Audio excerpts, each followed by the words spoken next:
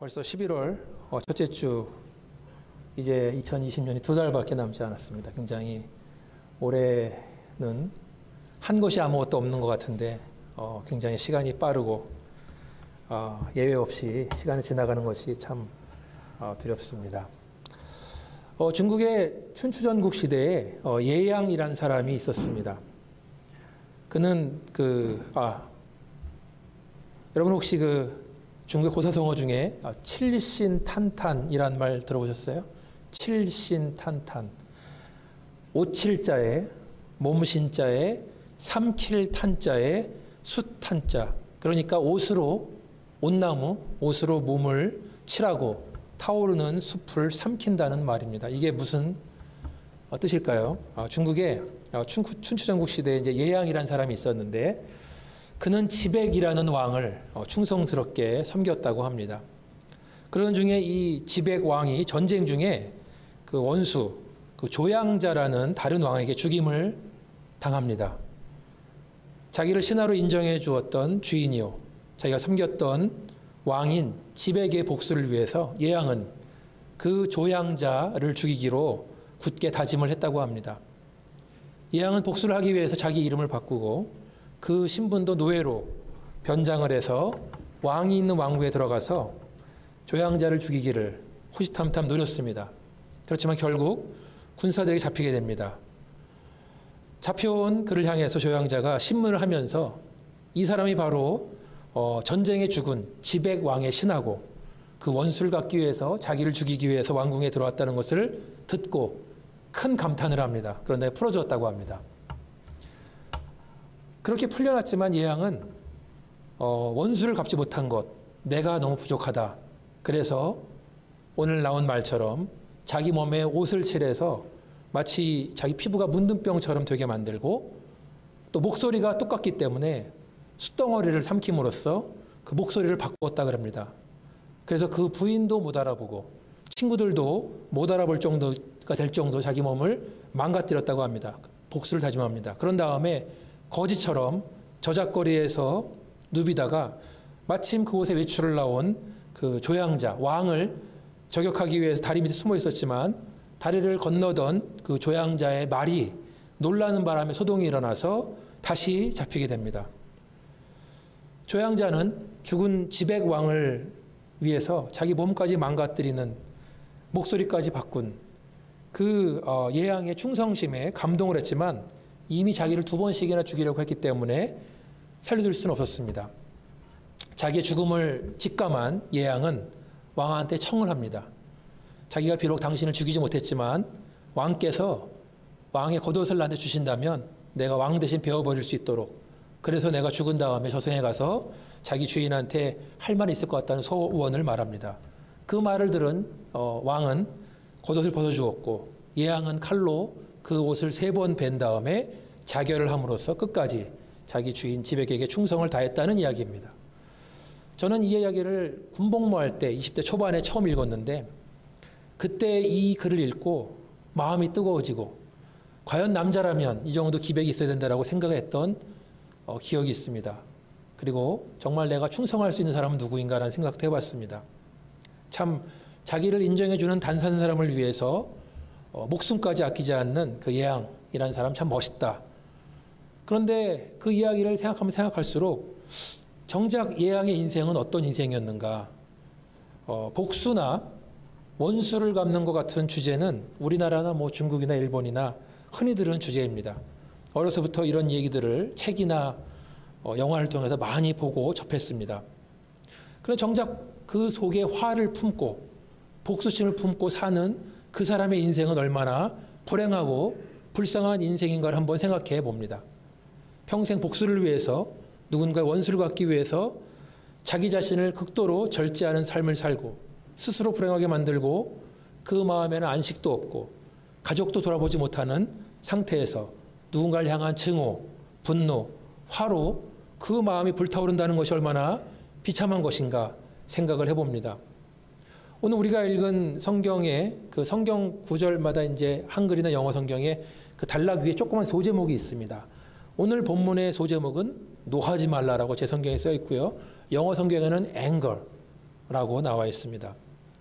설교를 통해서 계속 말씀을 드리겠지만 우리의 마음속에 하나님이 주신 은혜로 충만하고 기쁨으로 충만한 것이 가장 좋은 것인 줄 믿습니다. 아멘. 모두 다 그렇게 주님의 은혜를 누리면서 살아야 되는 줄 믿습니다. 그러나 그거와 정반대로 우리 마음속에 믿음이나 분노나 화로 가득 차 있다면 그 인생이야말로 얼마나 불쌍한 인생인가를 생각하면서 말씀을 나누면 좋겠습니다. 오늘 설교의 제목은 나는 너에게 말한다입니다. 저는 이 제목을 새번역 성경에서 빌려왔습니다. 우리가 읽은 개역개정에는 나는 너에게 이르노니라고 나와 있습니다. 마태복음 이 5장이 참 중요해요. 5장 중 7장이 중요한데 이 중반부, 후반부 여기에는 예수님께서 나는 너에게 말한다라고 6번 말씀하십니다. 그리고 나는 너에게 말한다. 그 앞에는 또 항상 나오는 문장이 있습니다. 오늘 본문 21절의 앞부분도 이렇게 나와 있죠. 옛사람에게 말한 바 너희는 그렇게 들었으나 나는 너희에게 이르노니 혹은 너희들은 뭐뭐라고 하는 것을 너희가 들었으나 나는 너희에게 이르노니 다시 말해서 너희가 이전에는 율법을 따라서 관습을 따라서 세상에 돌아가는 원리를 따라서 이렇게 살라고 얘기를 들었지만 나는 너희에게 진리를 말한다 라고 예수님 말씀하시는 겁니다. 그 6가지가 무엇인가 간단하게 살펴보면 첫 번째 오늘 우리가 읽은 본문을 보면 예수님 이렇게 하시는 말씀은 형제에게 노하지 말라. 26절까지죠. 두 번째는 음욕을 품고 여자를 보지 말라. 30절까지입니다. 그리고 세 번째는 음행한 이유 없이 아내를 버리지 말라. 32절까지. 그리고 도무지 맹세하지 말라. 37절까지. 그리고 악한 자를 대적하지 말라. 42절까지. 그리고 마지막으로 원수를 사랑하고 그를 위해 기도하라. 이것이 예수님께서 너희는 이전에는 이런 얘기를 들었지만 나는 너에게 말한다. 이렇게 하여라고 말하는 것입니다. 오늘은 우리가 26절까지만 함께 나누겠지만 여러분 집에 가서 꼭 나머지도 읽어보시기를 바라겠습니다. 과거의 율법에 의하면 누구든지 살인하는 자는 심판을 받을 것이다. 이것은 모세의 율법에 나오는 말이고 세상의 법도 똑같이 나오고 있습니다. 근데 예수님께서는 율법을 폐지하시는 것이 아니라 오히려 더 확대하고 있다는 것을 범위를 넓힌다는 것을 알 수 있습니다. 누구든지 형제에게 노하는 자마다 심판을 받는다는 것입니다. 이전에 율법을 기준으로 하면 누구든지 속으로 형제를 향해서 화를 냈지만 직접 살인으로 옮기지 않으면 괜찮았습니다. 간음도 마찬가지입니다. 속으로 음욕을 품고 있는 것으로는 괜찮았어요. 그렇지만 그것이 행동으로 옮겨서 범죄했을 때에는 율법과 심판이 적용됐습니다. 예수님은 우리의 중심을 보시는 분이십니다.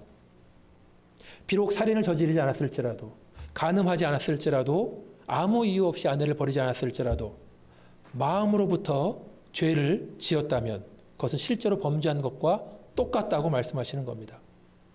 그리고 율법과 세상에서는 이에는 이, 눈에는 눈이라고 말하지만 예수님 우리에게 오히려 원수를 사랑하고 그들을 위해서 기도하라라고 명령하시는 것입니다. 우리는 율법 시대에 사는 게 아니라 오히려 은혜 시대에 살고 있는데 더 힘들어진 것 같습니다. 그 마음의 중심, 마음에 품고 있는 것만으로도 죄가 된다니요. 나에게 피해만 주고 나를 불행하게 만든 사람을 마음으로부터 용서하라니요. 자, 우리가 이 문제를 더 깊게 들어가기 전에 우리가 함께 보아야 될 구절이 있습니다. 그것은 바로 오늘 함께 읽은 본문 첫 번째 20절 말씀입니다. 내가 너희에게 20절입니다. 같이 한번 읽겠습니다. 내가 너희에게 이르노니 너희 의가 서기관과 바리새인보다 더 낫지 못하면 결코 천국에 들어가지 못하리라. 자, 사랑하는 여러분, 혹시 여러분들 가운데 서기관이나 바리새인보다 더 의로운 자신 있으십니까? 여러분 당시에 예수님 당시에 서기관과 바리새인들은 어떤 사람입니까? 그들은 율법에는 전문가들이었습니다. 율법의 행위로는 그들을 따라갈 사람이 없었습니다.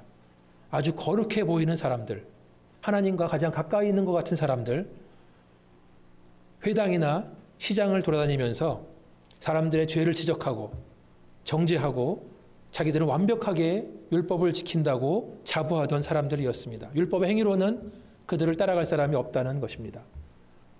근데 예수님께서는 그들을 향해서 너희들은 외식하는 자들이고 회칠한 무덤이다라고 말씀하십니다. 외식한다는 말은 마치 연기자가 무대에서 주어진 역할의 연기를 잘 해내는 것을 말합니다. 본인은 대본 속의 인물이 아니지만 마치 대본 속에 있는 사람처럼 대본대로 완벽하게 연기를 잘하는 사람들, 그 사람들을 예수님께서는 외식하는 자다라고 말씀하십니다. 회칠한 무덤은 무엇입니까?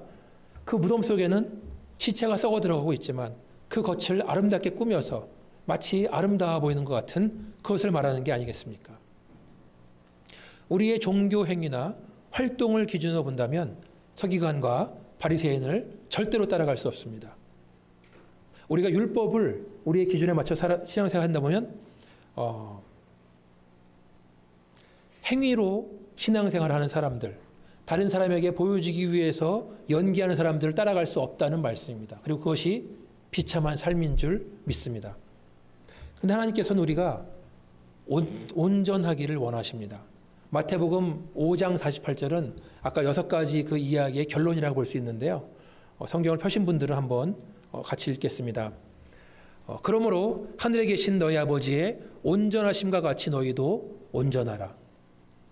내가 온전하니 너희도 온전하라. 자, 우리가 따라가야 될 대상은 서기관이나 바리새인이 아니라는 것입니다. 바로 하나님의 온전하심이 우리가 따라가야 될 목표입니다. 여기서 말하는 온전함은 완벽함을 말합니다. 신약 성경에 나오는 성경 원어는 온전하단 말이 텔레이오스란 말이고 또 구약에서는 타밈이란 말인데 그것은 완벽하다, 흠이 없다는 뜻으로 이 단어들은 원래 하나님에게만 사용을 하던 단어였습니다. 하나님의 온전하심을 나타내는 말이었습니다. 근데 하나님께서 우리들도 하나님처럼 온전하라고 명령하시는 겁니다. 하나님은 우리의 신앙이 서기관이나 바리새인에 머물러 있는 것이 아니라 하나님이 원하시는 기준에 합당하기 원하시는 것입니다. 서기관과 바리새인들의 의도 따라가기 힘든데 하나님의 기준에 맞춰야 됩니다. 더 어려워진 것 같습니다. 그런데 이것이 바로 예수님께서 우리에게 새로 말씀을 해주시는 이 세상을 살아가는 원칙이 됐습니다. 자, 이런 고민을 생각을 하면서 말씀을 계속 보시겠습니다. 21절, 22절 말씀입니다. 옛사람에게 말한 바 살인하지 말라. 누구든지 살인하면 심판을 받게 되리라 하였다는 것을 너희가 들었으나 나는 너에게 이르노니 형제에게 노하는 자마다 심판을 받게 되고 형제에 대하여 라가라 하는 자는 공회에 잡혀가게 되고 미련한 놈이라 하는 자는 지옥불에 들어가게 되리라. 형제에게 노하는 것, 형제와 자매에게 노하는 것, 그들을 라가라고 하는 것. 라가라는 뜻은 머리가 비었다, 골비었다라는 뜻입니다. 또한 형제를 향해서 미련한 놈이라고 하는 자는 지옥에 갈 것이다라고 말씀하시는 겁니다. 사랑하는 여러분, 여러분은 이렇게 다른 사람을 향해서 한 번도 화를 내본 적이 없죠?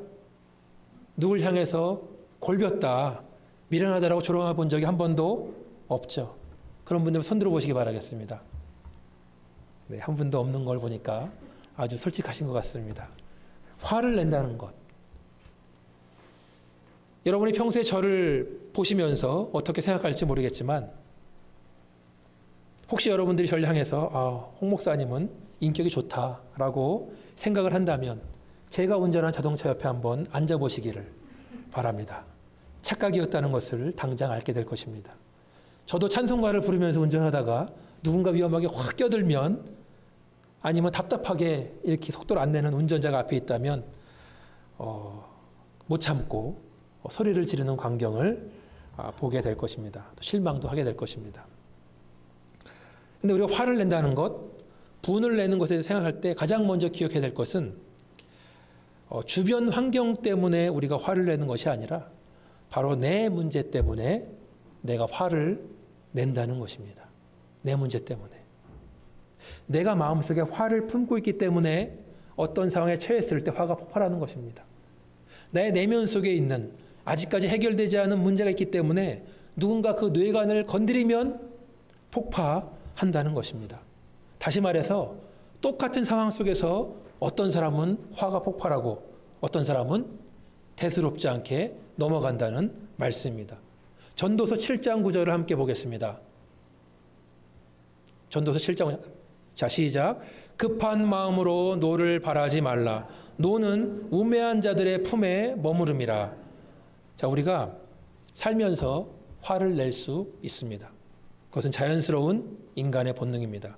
화 자체가 죄는 아닙니다. 그러나 화를 스스로 다스리는 것과 그것을 겉으로 드러내는 것은 큰 차이가 있습니다. 스스로 화를 다스릴 줄 아는 사람은 자기의 문제를 스스로 해결했다는 이야기입니다. 그런데 노를 바라는, 폭발해버리는 사람은 아직까지도 자기 문제를 해결하지 못했다는 말입니다. 전도서의 말씀처럼 화는 우매한 자들의 품에 머물러 있다는 말씀입니다. 자, 그럼 어떻게 하면 우리는 마음속에 있는 화를 다스릴 수, 처리할 수 있을까요? 우리 마음속에 하나님의 은혜가 가득하면 됩니다. 하나님의 평강이 우리 마음을 가득 채우면 되는 줄 믿습니다. 내 문제를 가지고 내가 하나님께 나가서 해결하면 되는 것입니다. 우리 내면에 있는 혹은 잠재의식 속에 있는 문제들이 하나님 앞에서 해결되었을 때 화를 폭발하지 않고 다스릴 수 있다는 말씀입니다.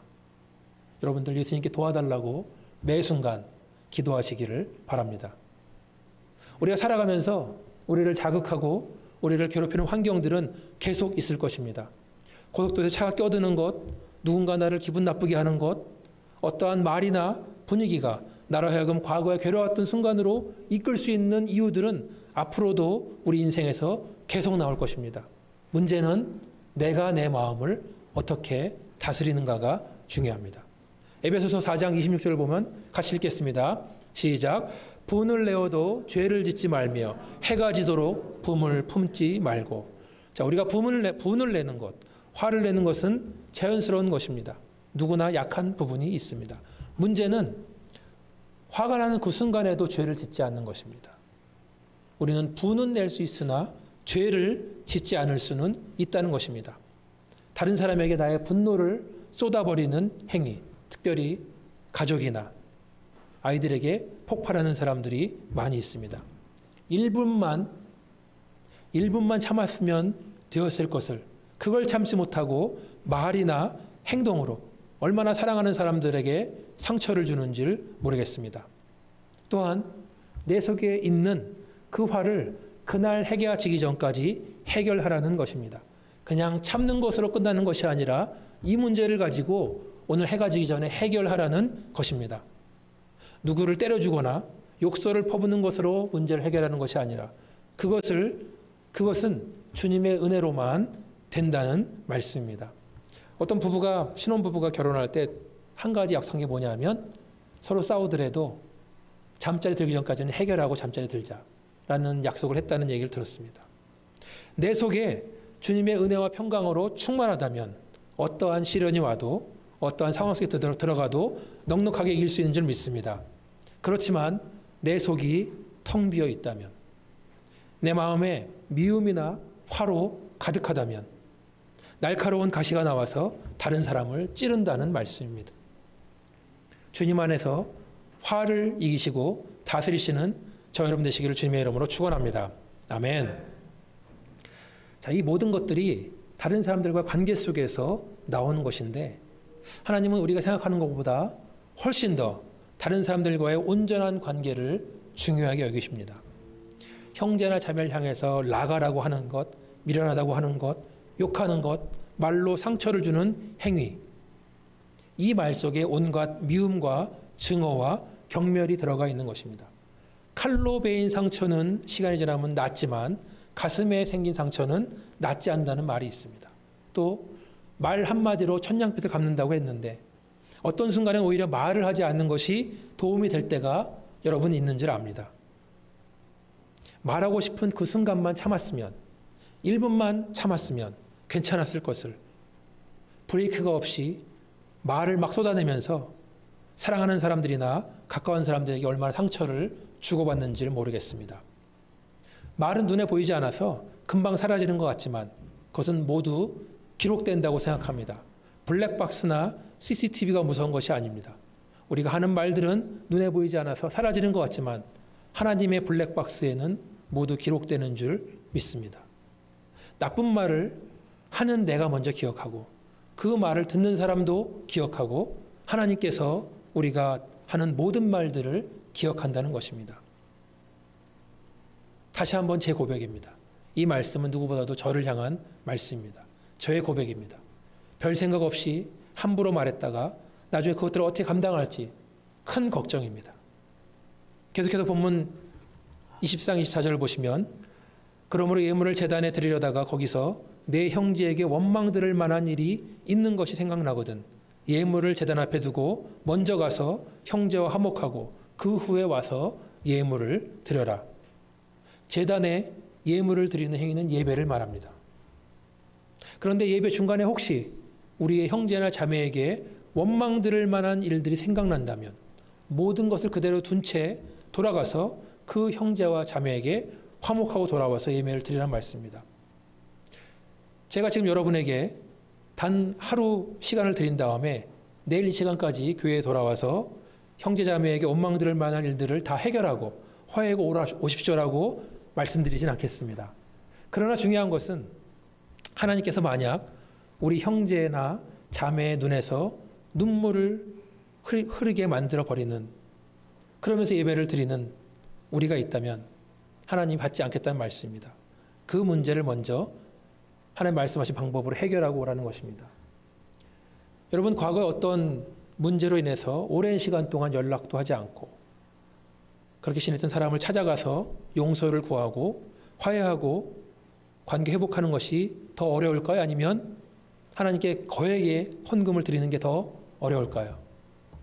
물론 개인마다 기준은 다르겠지만 저는 형제나 자매를 찾아가는 것이 용서를 구하고 화해하는 것이 훨씬 더 힘들고 어렵다고 생각합니다. 그런데 하나님께서는 나로 인해서 어떤 사람이 원망을 가지고 있다면 그것을 원치 않는다는 말씀입니다. 그 문제를 먼저 해결하라는 말씀입니다. 여기에는 무엇보다 용기가 필요합니다. 제가 도전을 드리겠습니다. 만약 저와 여러분이 죄악이나 잘못으로 지금 누군가가 괴로워하고 있다면 빠른 시일 내로 찾아가서 관계를 회복하시기를 주님의 이름으로 축원합니다. 아멘. 그러나 명심해야 될 것은 관계를 회복해 하시는 분은 내가 아니고 하나님이라는 것입니다.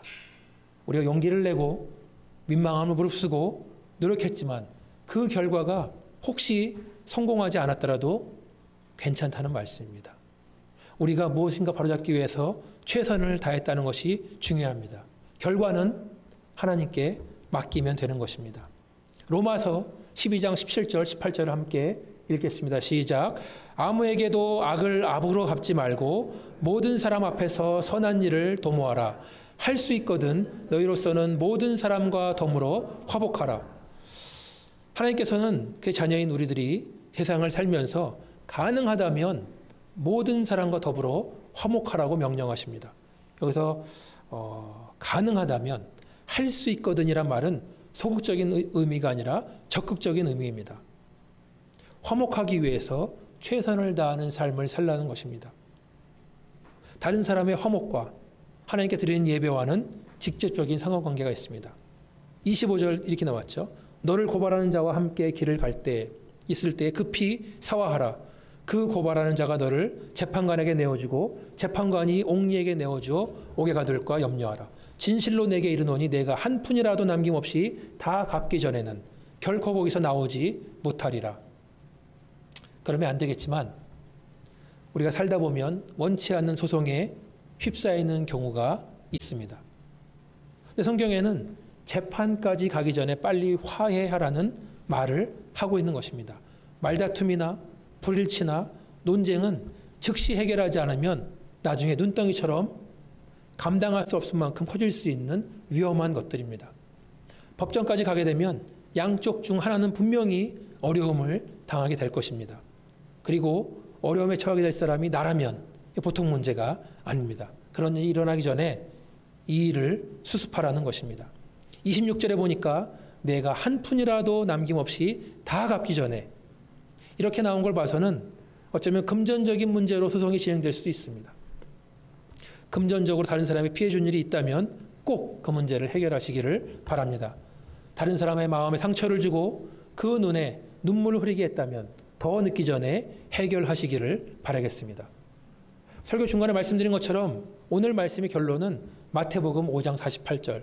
그러므로 하늘에 계신 너희 아버지의 온전하심 같이 너희도 온전하라. 우리를 향한 하나님의 기대와 하나님의 기준은 어중간한 데 있지 않습니다. 하나님의 기준은 절대적입니다.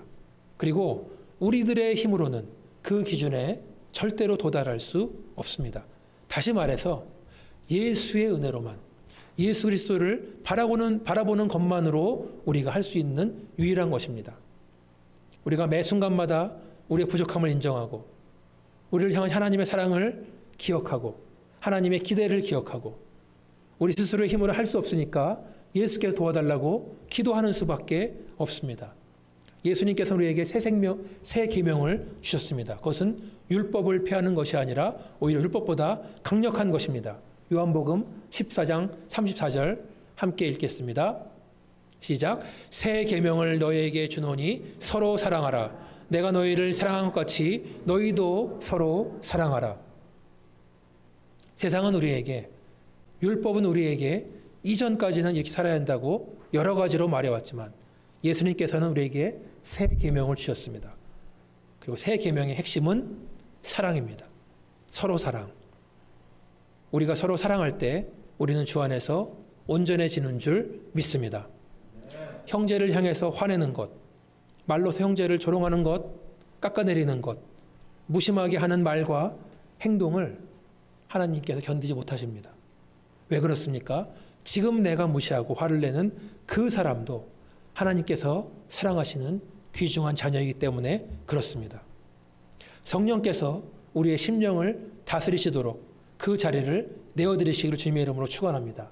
내 마음속에 분노나 화나 악이나 미움이나 복수가 있는 것이 아니라 하나님의 은혜로 가득하기를 바랍니다. 그리고 오랜 기간 동안 우리가 잊어버렸던 혹은 숨겨왔던 아직까지 해결하지 못한 깨어진 관계가 있다면 오늘 하나님께서 우리에게 특별히 말씀하시는 거라고 믿습니다. 기도하시면서 그 영혼을 주님께 올려드리고 말씀에 순종해서 찾아가서 문제를 해결하고 상처를 보듬어주는 역사가 우리 가운데 있기를 소망합니다. 깨어진 관계 회복은 내가 하는 것이 아니라 예수께서 하시는 것입니다. 우리는 그저 주님을 의지하고 순종하면 되는 줄 믿습니다. 기도하시겠습니다. 주님께서 직접 보여주신 그 사랑으로만 가능한 줄 믿습니다. 우리의 마음이 주님 주신 사랑과 은혜로, 평안으로, 용서로 충만하도록 도와주시기를 원합니다. 주님 주신 새 계명을 가슴에 새기고 주님처럼 살 수 있도록 도와주시옵소서. 주님께서 우리의 숨기고 싶은 마음속의 어두운 구석까지도 말씀으로 비춰주시고 다스려주시기를 간절히 원합니다. 행함이 없는 믿음은 죽은 믿음이야 그랬는데 우리가 이 마음속에 용기를 내서 말씀하시는 것을 순종할 수 있도록 하나님 도와주시옵소서. 이 모든 말씀을 예수님 이름으로 기도했습니다.